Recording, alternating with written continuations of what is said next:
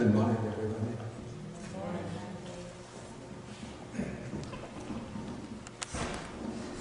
Okay, today we will be taking Sutta number 26 in the Majjhima Nikaya. This is called the Arya Pariyesa Sutta, which means the noble search. And this is a story about the Buddha's own quest for enlightenment. And so I will weave together this sutta together with passages from another sutta, number 36, which also deals with the story of the Buddha's quest for enlightenment. And generally within the oldest discourses, the Nikayas, we don't find an interest in the biography of the Buddha so much for the purpose of recording biographical facts. Has that been working? We got it. Okay, so we don't find an interest in the life of the Buddha from the standpoint of recording biographical facts, but certain stories about the Buddha's quest for enlightenment and his activities are given in a way to set up, you might call this a kind of paradigm or a model for, it serves as an example or model for followers of the Buddha's path. So we could say that the life of the Buddha serves as a supreme example, the supreme model of a life which is dedicated to enlightenment, to realization. Okay, so the sutta begins one time when the Buddha was living in the town of Savatthi, and then there was a group of monks who apparently they might have come from elsewhere because they say that they had not heard, for a long time they had not heard a discourse from the Buddha himself. And so they go to the Buddha's attendant, Venerable Ananda, and ask whether they could have that privilege of hearing the Buddha give a discourse. And then Ananda indicates to these monks, he says, you should go to the hermitage of a Brahmin named Ramaka. And then he says, perhaps you will get to hear a discourse from the Blessed One's own lips. In other words, Ananda is giving them a kind of hint that he is going to take the steps in requesting the Buddha to give a discourse for the sake of those monks. Okay, so then in the evening, or the afternoon, the Buddha and Ananda, they go to another place in Savatthi called the Eastern Park. They spend the day there, and then in the evening, when they get up from their meditation, they go to a place, to the bathing place. Then after their bath, the Venerable Ananda says to the Buddha, in effect he says, let's go to the hermitage of the Brahmin Ramaka. And he praises this place in a way to try to persuade the Buddha to go there. The Buddha agrees by silence, and then they go to the hermitage of this Brahmin. And now when they arrive, then these monks are sitting in the hermitage. They've already gone there, and so they're discussing the Dhamma. Then the Buddha enters, and then he asks, what is the discussion that you were engaged in just now? And then the monks say that our discussion was about the Buddha himself. Okay, then the Buddha says, good monks, then he makes an important statement. He says, it is fitting for you, young men who have gone forth out of faith from the home life into homelessness, to sit together to discuss the Dharma. When you gather together, you should do either of two things. You should hold discussion on the Dhamma or maintain noble silence. 真正发生现在在哪里？你们要告诉他，今天上课你睡怎么样？我们睡，我们要一起来，要两个东西要做一个，我们要说法。还是或是要模仿，对不对？我想他说话太多。Okay, so when you sit together, you should do either of two things. Either hold discussion on the Dhamma, or else maintain noble silence. Very important instructions, because in monastic circles these days there's a tendency not to pay much attention to it. Okay, so now the Buddha is going to come into the main part of the discourse. He speaks about two kinds of searches, or we say two kinds of quests. Here, the Pali word that's used is the word that comes, it's the title of the sutta. The word is pariyesana, which means seeking, questing. And so the two kinds of search are called the noble search and the ignoble search. And so the noble search is Arya Pariyesana, and the ignoble search is Anarya Pariyesana. Okay, so these are like the Buddha's here setting up like two aims, two aspirations for people. So first he takes the ignoble search. What is the ignoble search? Okay, someone who is himself subject to birth seeks what is subject to birth, being himself subject to aging, seeks what is also subject to aging, being subject to sickness, to death, to sorrow, to defilement. He seeks what is also subject to defilement. Okay, so here I think 6 things are set up. You say 6 imperfections, being subject to birth, aging, sickness, death, sorrow, and defilement or corruption. And so the ignoble quest is to have one's whole life center around acquiring more and more of these things that are marked by these 6 characteristics. And so then the Buddha raises the question, what is it that is subject to birth, aging, sickness, death, and so on? Okay, then he mentions in terms of the types of objects that were sought after in this particular period of Indian history. We can make appropriate substitutions to apply it to today. Okay, so what is subject to birth and so on? Okay, sorry, this is not so fashionable, but wife and children are subject to birth. Okay, for women you could say husband and children subject to birth. Men and women slaves. Okay, in India at that time was a slave-holding society. Goats and sheep, fowl and pigs, elephants, cattle, horses and mares, gold and silver are subject to birth. Okay, what would we say today? People don't go around, unless they're farmers, collecting goats and sheep, fowl and pigs, elephants, cattle, horses and mares. Cars. Automobiles. iPods. Excuse me? iPods. iPods, yeah.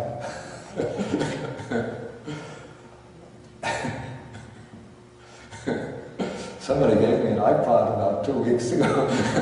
I looked at it and thought, too complicated.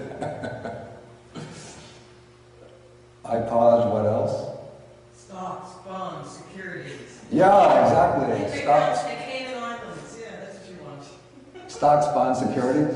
Yes, accounts in Switzerland, Cayman Islands. Accounts in Switzerland? Yeah, Cayman, what are Cayman Islands? Caymans are better. Or Cayman. I can't see them. They're like secret accounts. Oh, really? Oh, yeah. How do you get one? Very wealthy. You have to be very wealthy. State legislatures. Okay, so stocks, bonds, assets, credit defaults, mortgages. Yeah. Okay, so there are many things that people want. Boats now, private, their own little boats, yachts. Plastic surgery, Botox. See? Is it plastic surgery? Botox, that you can do that. Yeah, plastic surgery. 100-year-old eggs. 100-year-old eggs. 100-year-old eggs. It's a delicacy. Oh, really? Never heard of it before. Fine wines and liqueurs, yeah. Caviar. Okay, then he uses very important words for understanding the early text. These acquisitions are subject to birth. The word in Pali, it's very difficult to translate adequately into English.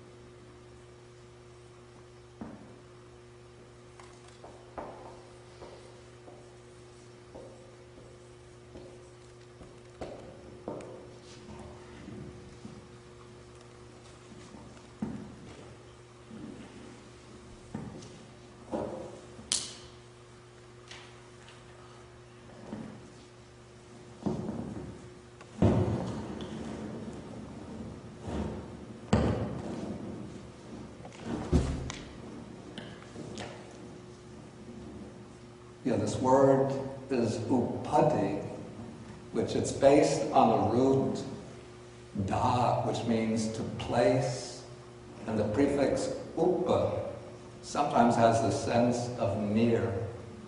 So upadi would be literally things that are placed near oneself. And so it comes to take on the meaning of things that one acquires, things one possesses. We might even translate, in fact, more recently I've been translating the word as assets, things that one takes upon oneself and acquires possession over. And then this word comes to be used in different ways in different contexts, so that the word upadi can mean, on the one hand, it can mean material possessions. It can also mean the things that constitute our own being, which are the five aggregates. The five aggregates are called upadi, because those are the things that one takes upon oneself, one's most intimate possessions.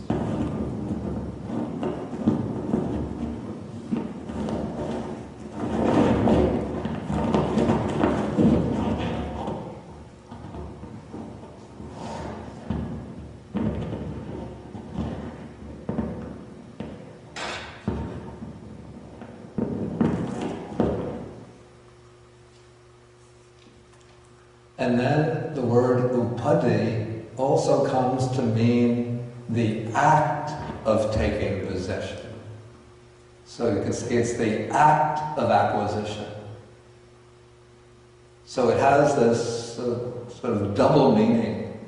On the one hand, it's the things that one takes possession of, the objects of acquisition, the objects of attachment, and also it is the act of acquisition, the act of claiming possession. And then we find in the text there's a word based on upadi, it's the negation of it, near upadi. which I wrote on the board. And this means without acquisitions, or free from acquisitions.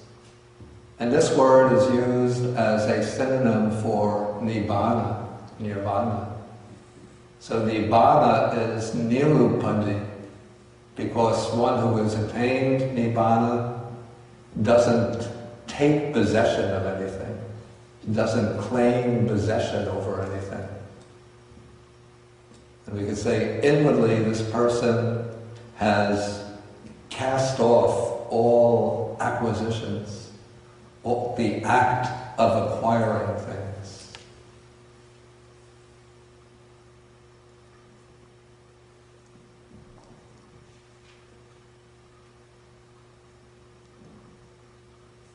Okay, so these are the acquisitions that the Buddha is speaking of. And then the Buddha says, one who is tied to these things, we could say addicted to these things, he's tied to these things, infatuated with them, then here I would maybe change this to and addicted to them, being himself subject to birth, seeks what is also subject to birth. Okay, so we have all of these possessions, prized possessions, assets, things that one acquires. When one becomes attached to these things and one can't live without them and one continuously is seeking them, that is what binds one to continued birth.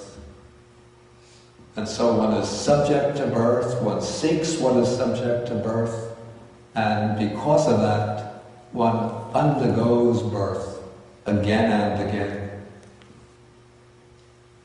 And the same thing is repeated in regard to what is subject to aging, sickness, death, sorrow, except some things are excluded from sorrow. Gold and silver is excluded from sorrow, because the money doesn't weep. And then subject to defilement. Okay, so that all is considered the ignoble search. And we have to understand also, in the Buddha's time, society, culture had been undergoing very rapid and drastic changes. It was changing from a very quiet, structured agricultural society into an urban society. Towns were growing and expanding, developing into cities. The people who had been previously low in the social system, the Vaishyas, the merchants, the farmers, were now rising up because they were developing their businesses and they were becoming wealthy landowners, wealthy businessmen. And so society was in a state of flux, commotion, change, and this kind of what we call today materialism was spreading out through the whole culture, just almost the way it is today. So we should imagine that ancient Indian culture was always a very deeply religious and spiritual culture, but there was a kind of growing materialism that was spreading and changing the whole face of society. And the Buddha would have observed this. Probably it was one of the spurs that induced him to leave the worldly life and become a spiritual seeker. Okay, so that is the ignoble search. And now the Buddha is going to contrast that with the noble search. Here I come to paragraph 12. So what is the noble search? Here, someone being himself subject to birth, having understood the danger or the drawback, the defect in what is subject to birth, seeks the unborn supreme security from bondage, Nibbana.